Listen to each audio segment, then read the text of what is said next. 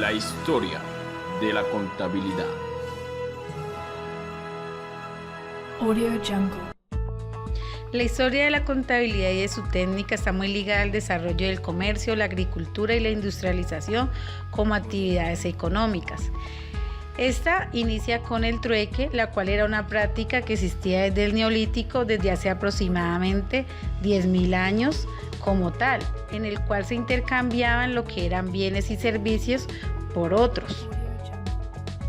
Desde un comienzo se buscó la manera de conservar el registro de las transacciones y de los resultados obtenidos en la actividad comercial. Los arqueólogos han encontrado en la civilización del Imperio Inca, del Antiguo Egipto y de Roma varias manifestaciones de registros contables que de una manera básica constituyen un registro de las entradas y salidas de productos comercializados, así como del dinero. La utilización de la moneda fue importante para el desarrollo de la contabilidad, ya que no cabía una evolución semejante en una economía de trueque. Contabilidad en la antigua Roma. Existía dificultad para proporcionar datos objetivos sobre el desarrollo de la contabilidad en el mundo antiguo, especialmente en Roma, por la escasez de documentos conservados sobre la materia y por su desconocimiento formal sobre esta. Si se conoce que gozaba de un papel relevante, así se admitía como medio jurídico de prueba la inscripción de préstamos en el libro contable del acreedor, el cual era llamado Codes Rationum, y en el libro de ingresos y gastos, el cual era llamado Codes Aceti et Expensi. Catón el Viejo, en su obra de Res Rústica, incluye los datos fundamentales que se requerían para la contabilidad y su utilización como herramienta para evaluar la gestión de los negocios por los factores, frente a los propietarios agrícolas que solían residir en las ciudades. Algunos historiadores han creído observar en los fragmentos incompletos que se conservan de contabilidad un primer desarrollo del principio de la partida doble. Aunque existe mucha diversidad de opiniones sobre esta tesis, hay algunas citas de grandes autores como Cicerón que parecen sustentar tal hecho, pero son demasiado confusas como para establecer la tesis de que el método de la partida doble era conocida en la antigüedad. En el periodo medieval, las prácticas contables más o menos evolucionadas, habituales en el mundo antiguo, desaparecieron debido a la casi completa extinción del comercio en Europa. En los siglos posteriores a la caída del Imperio Romano, la contabilidad tuvo que desarrollarse partiendo de cero, especialmente al compás del auge comercial que tuvo su primer gran impulso con las cruzadas. Dos grandes órdenes militares, la de los templarios y la de los caballeros teutónicos, desarrollaron durante los siglos XII y XIII sistemas de contabilidad perfeccionados, influidos probablemente por las prácticas de los comerciantes libaneses con los que ambas órdenes tuvieron contacto en sus inicios. Los caballeros teutónicos trasladaron su actividad a las regiones bálticas y allí mantuvieron contacto con las ciudades comerciales de la Liga Hanseática. Esta liga desarrolló con profecía la contabilidad de factores, es decir, la de la comisionista que debía rendir cuentas a su comitente.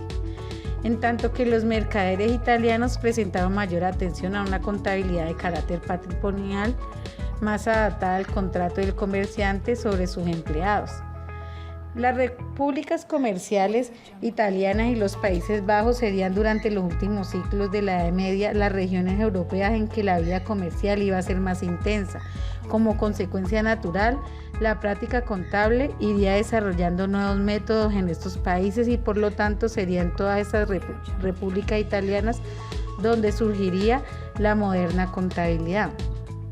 De los primitivos memoriales en los que los comerciantes anotaban sin ningún orden particular las diversas operaciones que precisaban recordar, se fue evolucionando poco a poco hacia un sistema contable de partida simple, a medida que el gran número de anotaciones necesarias aconsejó a los comerciantes y prestamistas ir desglosando del memorial diversas cuentas, en las que anotaban grupos de operaciones poseedoras de algunas características comunes, tales como ir referenciando a una determinada mercadería o bien a una misma persona.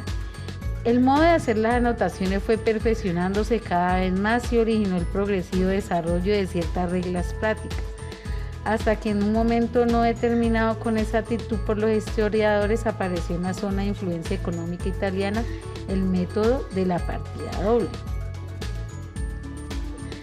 En el siglo XV parece ser que los banqueros y comerciantes toscanos disponían de una técnica contable tan desarrollada o más que la empleada por los venecianos, y diferente en algunos puntos importantes de la de estos.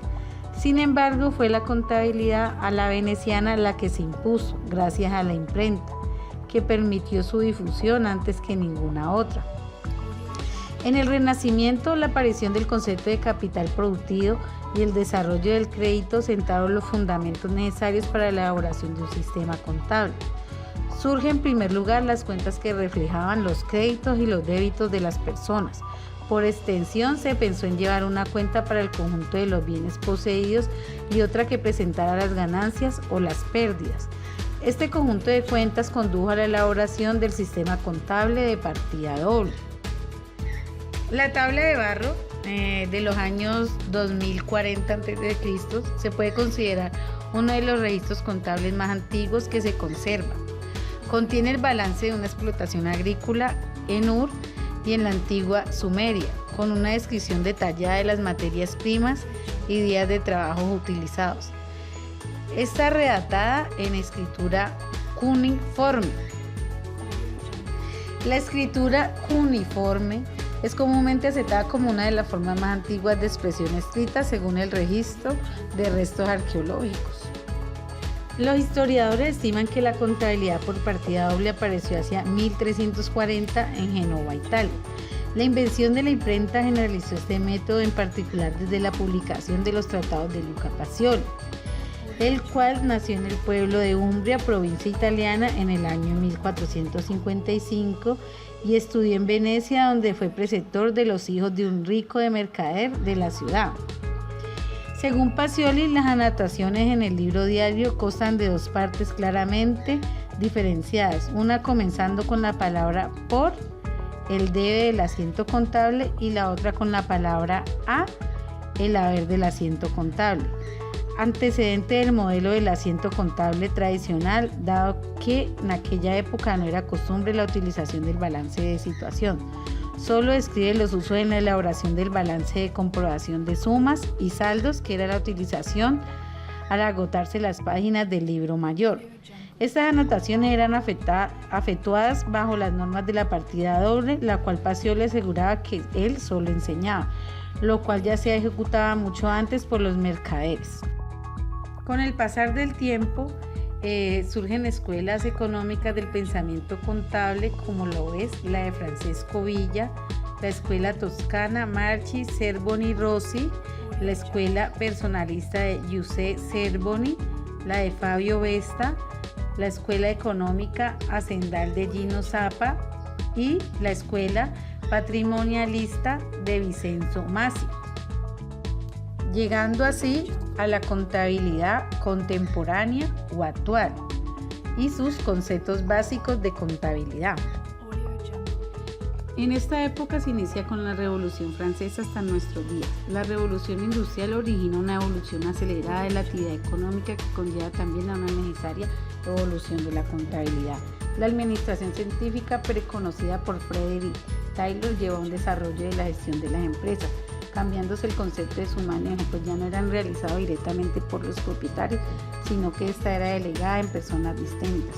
Se separó al propietario del manejo de la empresa y se entregó a personas expertas quien rendirían cuentas. El concepto de propiedad también cambió, pues nacen las compañías de propiedad conjunta, como lo son las sociedades comerciales, en las cuales encontramos las sociedades de capital y la sociedad de personas. A principios del siglo XX empezaron a surgir en todo el mundo las asociaciones de contadores, las cuales, además de sus propias normas, establecieron una serie de convenios y plantas para el ejercicio de las actividades contables. La contabilidad se convierte en el primer instrumento de control sobre la administración de la empresa. naciendo el principio de la entidad. La empresa es una persona diferente de las personas propietarias de la misma y es capaz de adquirir derechos y contraer obligaciones. Entonces la empresa debe rendir informes a sus propietarios inicialmente, pero esta obligación se amplía a otras personas diferentes como son los proveedores, acreedores, posibles inversionistas, sindicatos, el Estado, la comunidad y entidades financieras. La contabilidad se hace una necesidad para rendir estos informes y permitir el control del manejo de la empresa, llevándonos ya a lo que es actualmente, que es muy conocido como las NIF.